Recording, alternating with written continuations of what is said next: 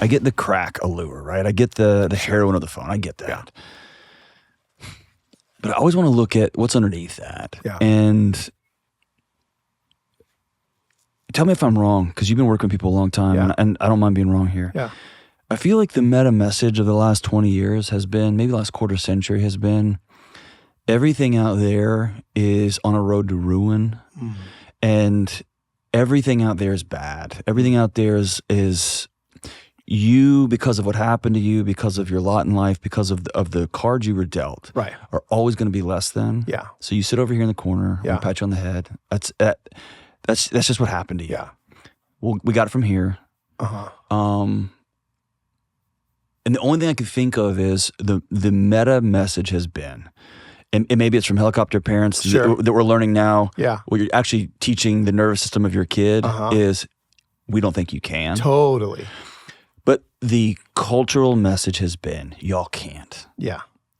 Head to the sidelines and we got this. Yep. And when that happens, the only way to survive that is to numb it. Absolutely.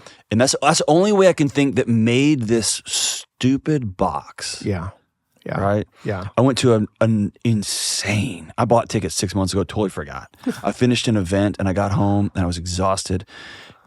And I got this little thing like, hey, and I was like, oh man, it was a wild, old school hardcore punk band. And my 14-year-old sitting there in like t-shirt. I was like, you want to do something crazy? And he's like, what, Dad? He has no idea that this world exists. Yeah. And I was like, put on some clothes, dress in all black, we're going. Yeah, that's amazing. And I said, you're going to hear some language I don't approve of. Right. But I want you to know the high school, I want you to meet high school dad. Yeah. And he walked in and 2 or 3 minutes in, he goes, Dad, these are your people. And I was like, you're correct, son. That's awesome. But there was a sliver of a night when there was an alternative reality. Yeah. Like, let's go do a thing. Yes. And we laughed. Yes. My son, we got out of the car and the show had already started and you could hear the band from outside this little club. And he was like, where are we going? Yeah. And we had wonder and laughter and crazy and Dad, this is nuts. And I look over halfway through and he's like trying to play along. He listens to country music. Yeah, no, totally. And dude, the allure is to go home and look at this thing now. Yes, right? yes. And so tell me, am I wrong? No, you're not wrong. You're not wrong. And not only are you not wrong, but this black box, whatever we're calling it, right? This thing. You talked about wonder. You talked about the allure. You were able to savor this moment with yourself, like all of these things. Like I want us to. But everybody at the show, we're like this. They're watching the show through the screen. Absolutely. And like, dude, these are legends. They're absolutely legends. Right. And you've seen the videos or the photos of. There's this one famous photo. That shows the juxtaposition between Michael Jordan hitting a game-winning shot in like 1992 versus somebody hitting a game-winning shot in like 2022. They all watch. Every single person in the Michael Jordan is just standing there with their mouths hanging open and their hands out like this. And then in the 2022, whatever, every single person has their phone up. And I'm just telling you that we have lost the ability. And listen, I don't want this to be all doom and gloom, but I do want people to understand. You have to grieve that. You have to understand, like, you are legitimately losing decades of your life. Like, if somebody is listening to this that's 30, okay, I'm 50. So like, yeah, I may be losing 12 years. You're losing 30. almost 30 years. 30 years. 30 years of your life. And not only, I don't want you to even think about losing 30 years of your life. I want you to think about, like, what are you losing? Not just the life, but like these moments with your son, right? Like, walking out. So when I would walk outside and it was this hot, and I would laugh because I was like, I don't know if it's 97 degrees with 100% humidity or if it's 98 degrees with 0%. I don't care. It's just hot. And I know it's too hot to do what I wanted to do. So I'm just going to, like, all of these uniquely human experiences that we were created to do, I got to do again. So the good news is, like, I fell back in love with all of these things that we no longer do, that we were created to do as humans, right? Wondering, noticing, savoring, beholding, getting lost and finding our way, just all of the community, the table, all these things that are gone now. I got to live it again. And so the good news, here's the good news, is I'm now addicted to those things. Yes. And I'm no longer addicted to my screen. And it's crazy. It didn't take me setting up all these rules. It didn't take me like, okay, I'm going to make my phone lock at 10 p.m. and da-da-da. No. Last night, for example, yesterday, I'll just use a current day example. I am putting up my Christmas decorations in my front yard. And the last few years, I've time-lapse filmed myself because I'm going to make a YouTube video. And I'm like, no. And I was like, no, I'm not going to do that. I'm just going to savor doing this without having to think about a video and all these things that I'm doing. I don't know, maybe 25 neighbors. No, so this was at the point of this recording, election day. So election day here in America, and I'm putting up a 25-foot Rudolph in my front yard. The amount of people that just stopped and said, thank you. I really needed this today. Of all days, I needed to see a Rudolph. I needed to see Santa. Like, thank you. And like, these are things, savoring these moments, having these face-to-face, human-to-human interactions that normally we wouldn't have. But now, like, I'm addicted to those things. Those are the things I'm addicted to. Like, I want more of that. So I pick up my phone less. And to get nerdy for 2 seconds, I often tell people, like, if you don't have a tribe, if you don't have people, if you don't have close friends, your body would be failing you if it let you sleep all night. Right. Because you're all you got. Right? That's wired. That's how we're built. Yeah. Right? The peace you gave to your nervous system by making eye contact and waving and saying hello to 25 different people gave peace to your body in a really anxious moment. Yes. Right? Yeah. And it went boom. Yeah. And we've taken that from ourselves. We've taken it. It's gone. It's gone. These screens, I mean, I'll just say it, it's not real community. It's not. It's not. And there's people that are listening to this and I get this pushback a little bit sometimes where people are like, well, I live in a tiny town. I don't have, a lot of friends. I don't have, and so my phone helps me make friends. It helps me. And I'm like, I'm not saying that you can't make a friend on your phone, that you can't, but it's just not, it's not what it was supposed to be. Right. And I tasted what it's supposed to be again. Ooh, I don't ever want to taste the other thing again. Like it's not real. Well, so the magic that you propose here is, gosh, I just put this together just now. So, I wrote a book about anxiety. Yeah. And the whole thing was, I think anxiety is usually right. Right. So instead of trying to fix this, create this life, and your body will turn the alarms off. Sure. Similarly, instead of creating a bunch of rules, Yeah. only 4 minutes a day, use this super planner with 40 ribbons in it. Do this.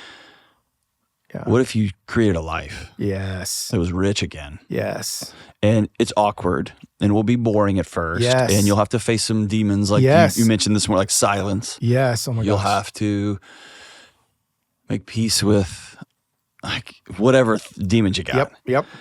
But what if you created a life that made this thing obsolete? Yes. No, it really is. And it's easy to make honestly, I mean, I say easy. It's not complicated to make that life again. You don't have to move to a monastery. I did it for you. You don't have to go to Amish farm. I did it for you. Right. But I have laid out probably 17 to 20 things in my book that I think give people handlebars on what they can do to live this life, right? To get back to being truly human again without, our phones. I was joking this morning to the staff how, we trust Yelp now more than we, it's taken our ability away to like go to a restaurant that we actually just want to go try. Yeah. It's like, well, I checked Yelp and there's a 1-star review. I'm never going there again. I'm not going there again. Some dude named Bob with taste buds that aren't like yours made that decision for you. Like you didn't. And so like for me, I just think I have created through writing this book, I've given people handlebars on like how to wonder again, like let wonder happen. I think when I think I'm a little older than you, but like when I was in high school, I'd go to like the CD store to go listen to like music. And so I'd go to the CD store, not on my phone. I'd go and I'd walk up and down the aisles. And I'd back in the day, like you'd have to like take the demo CD, put it in the CD player, put the headphones on. And I'll never forget walking down the aisle once. and seeing the most beautiful woman cut out that I've ever seen, like by this new CD. And I was like, who is that with her golden locks? You know, I was like 17, 18. And I walked up closer and it said Mariah Carey.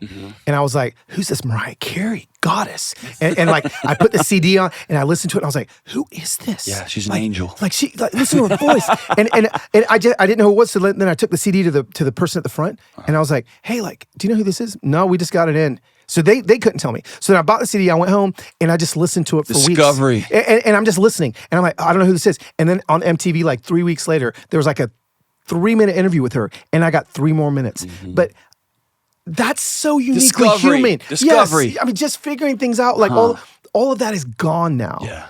And I got to do it again with the monks and with the Amish. I got to literally live the purest existence. When I got back, my daughter said, because they got to live with me for 3 weeks without a phone. At the end, I had a Sony camera with me. I was kind of self-documenting the whole thing. I asked my daughter, I said, so like, how's it been? And I'll never forget, she was 17 at the time. She said, this is the purest version of you I've ever experienced. God almighty. That's it. And when parents ask, hey, my kids are so anxious, my kids won't sleep, my kids won't. My answer is always, they absorb the tension in your home. Absolutely. That's the air they breathe. Yeah.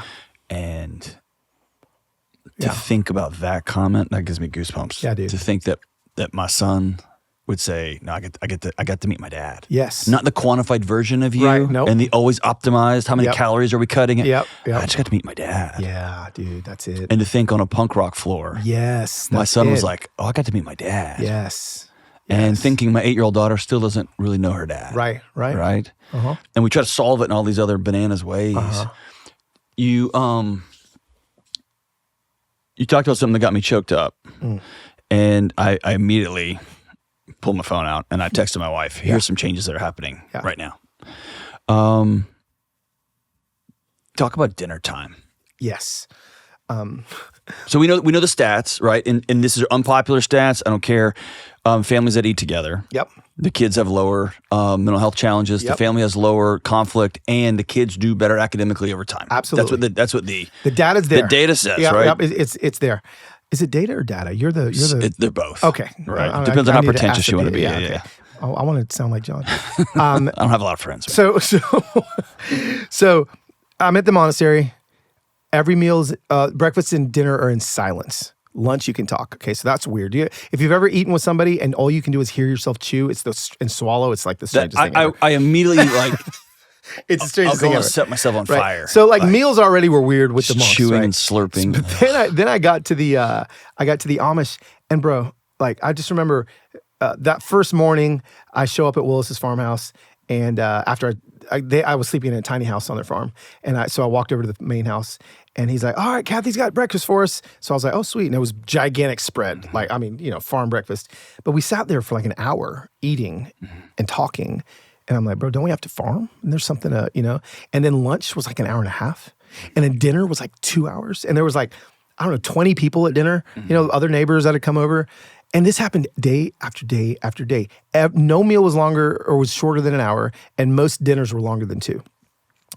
And I just was like, Willis, why? Did you get antsy? Oh, bro. I was like, let's go. Because I finished my bacon and eggs in 7 minutes. I get antsy. You telling me that. Listen.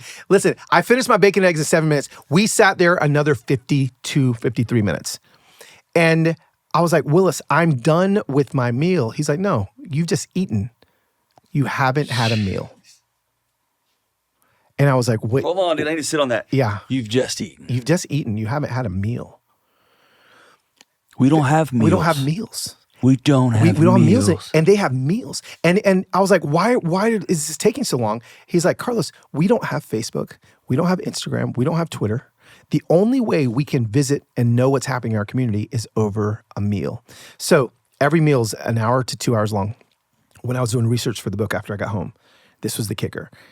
The average American meal in 1923 was 90 minutes long. That average length for a meal in America was 90 minutes long, 1923.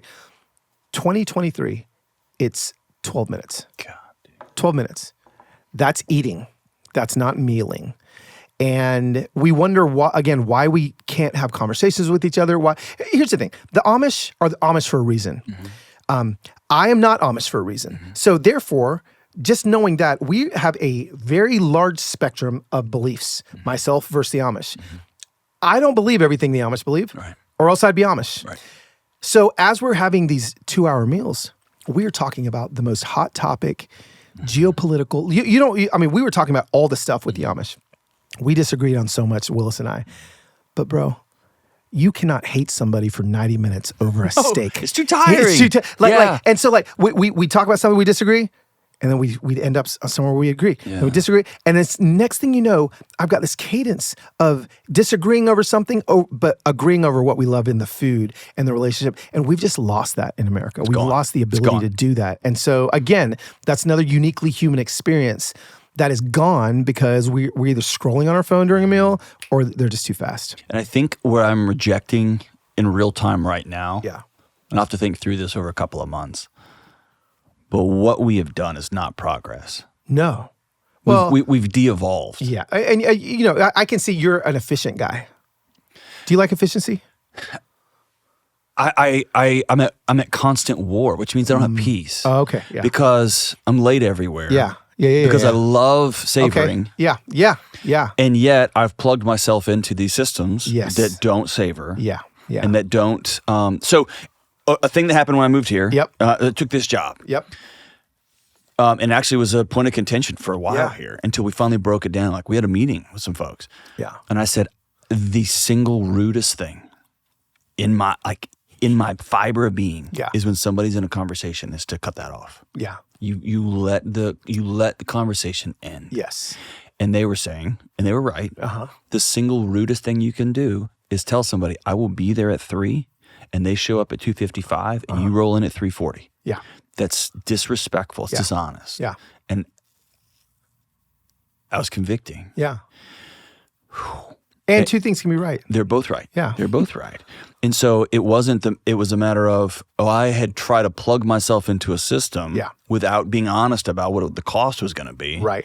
And I was trying to hang on to these things while still trying to extract the benefits of this thing, right? And so I've been on I'd say I've been on 36, 45 months, 3 or 4 years of the optimization train. Sure. Every minute of everything. Is it planned? Is it this? How fast can you get there? If you're not growing your diet, like if you're not wasting, like that whole thing. Yeah. And it was a couple of years ago when I was meeting with a buddy who's a medical researcher, and we're talking about growth. Yeah. And he's like, that is cancer. Totally. Cancer is growth that just keeps growing. Yeah. If the growth isn't for a thing. Yeah. That's true. Then it's cancer. Oh, that's good. And I was like, wow. oh gosh, Yeah. okay, I need to exhale on that. Yeah. But yeah, so efficiency has become, I don't know. It's not real. Well, yeah, it's not, and it's we've so It's a hack. yeah we've so like fallen in love with efficiency, and I just when I was with the monks and the Amish, I just was like yes, they're efficient with what they have, but like that's not the goal. Like their goal's not to be efficient. Right. I feel like their goal is just to live this peaceful life and to like, Willis, I'll never forget. We're on the back of the tractor, and we're being pulled by these 4 gigantic like Clydesdale horses, right, plowing the field, and we're just sitting there. And I'll never forget. I turned to him, and he's like, Carlos, every day I'm out here on this horse plowing this field. Birds are flying around me. I think I'm just so blessed. There's a lot more efficient ways he could be plowing that field. Mm-hmm. There's a lot more efficient ways that the Amish could be doing a lot of things. Mm-hmm. But they've made a decision to maybe not be so efficient so they can be a little bit more human. And which is why I asked you that question. I ask myself that question all the time. Is like, am I trying to like hack my life away into like this thing, or am I just going to live it? You can live your life, or your life will live you. And I just feel like so many of us, our lives are living us instead of us living our lives. And I don't know, man. I just think that, watching the Amish live the way that they lived with such purpose and such community, well, it changed me forever.